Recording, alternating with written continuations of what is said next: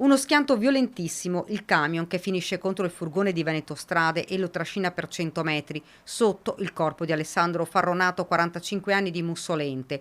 L'uomo stava lavorando assieme ad un collega per sistemare delle protezioni stradali. L'autotrasportatore di Ravenna di 50 anni non ha visto la segnaletica posizionata ed ha travolto ed ucciso l'operaio. Il mezzo pesante viaggiava a 84 km all'ora in un tratto il cui limite era di 70.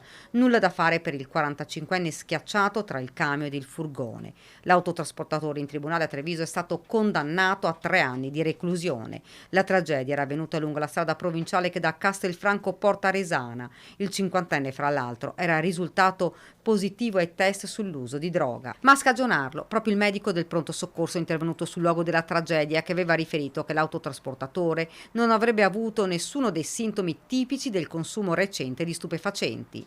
Per questo reato l'uomo è stato assolto.